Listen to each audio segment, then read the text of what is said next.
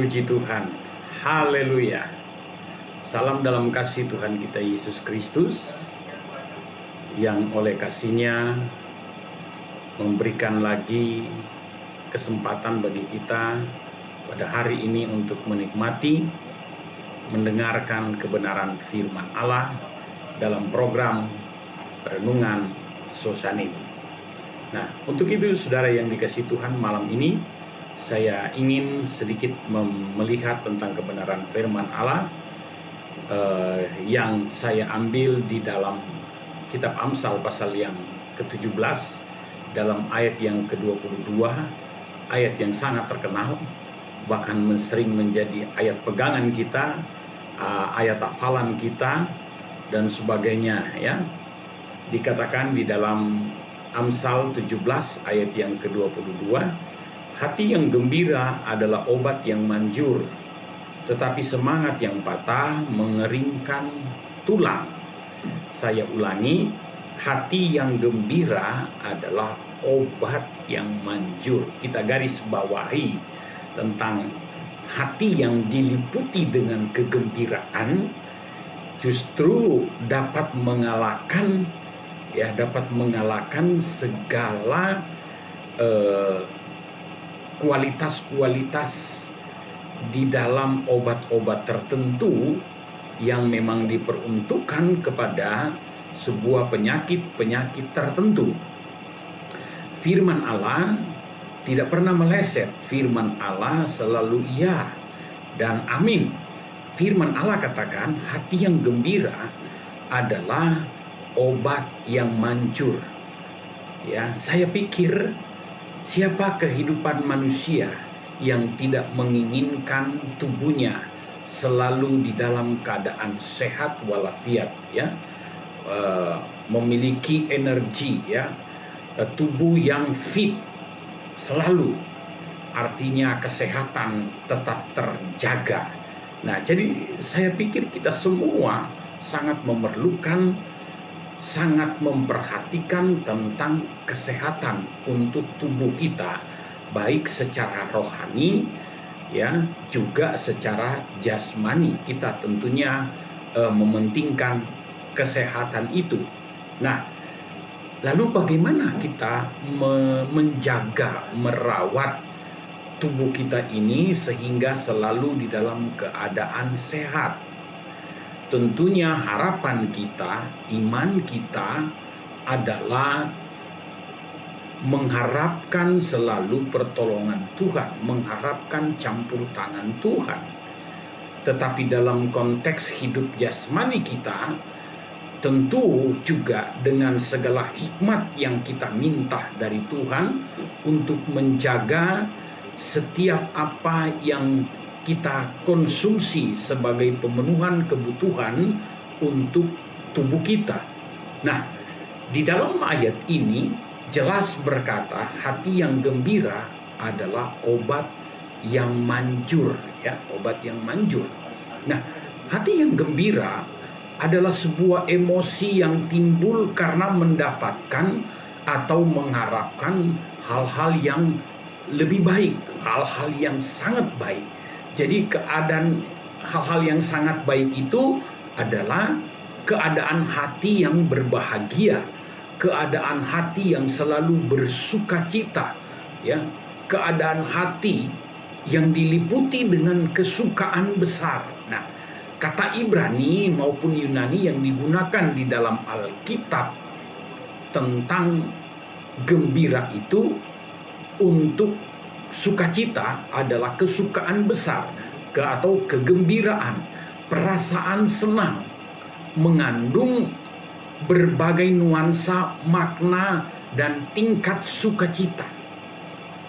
Nah, kata-kata kerja yang terkait, ya, memaksudkan sukacita atau kegembiraan itu yang dirasakan dalam hati dan yang diwujudkan secara nyata, dan antara lain berarti bersukacita, ya, bersukacita. Jadi hati yang gembira itu adalah hati yang selalu bersukacita, hati yang selalu bersukaria.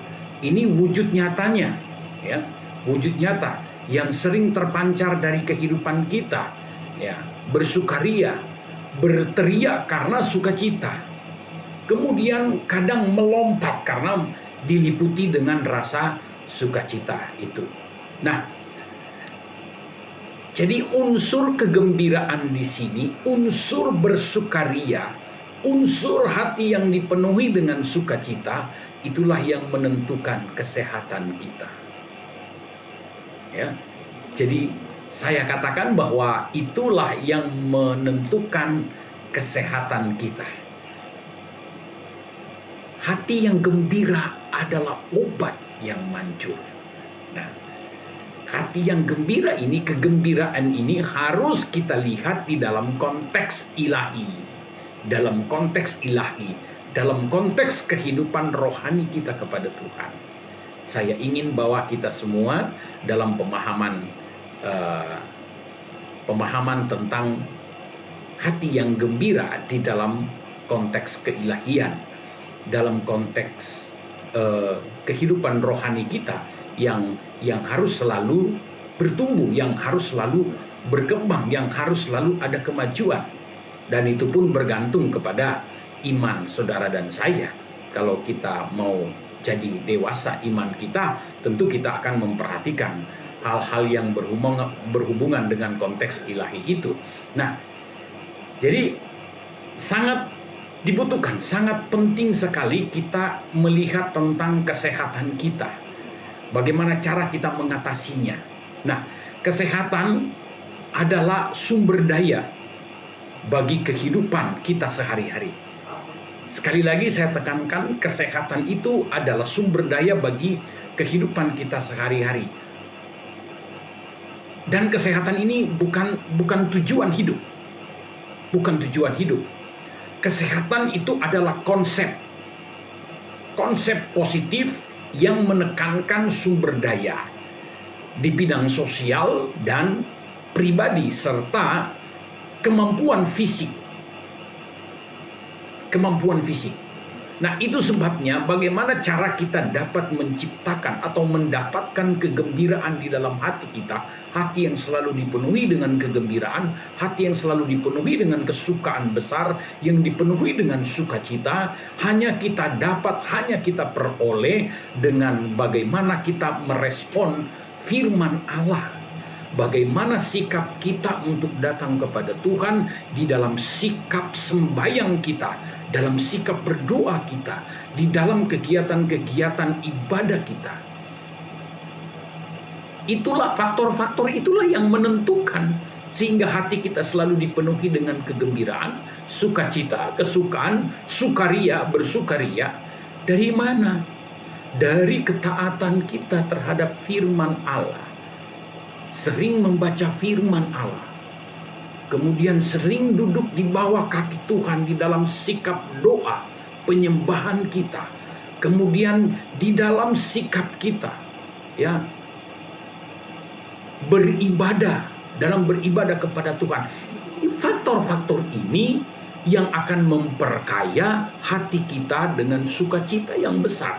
Karena itulah misi Yesus lahir ke dalam dunia ini, dikatakan oleh firman Allah, ya, malaikat datang membawa kabar kepada gembala-gembala yang sedang dipersiapkan, yang sedang menjaga kawanannya.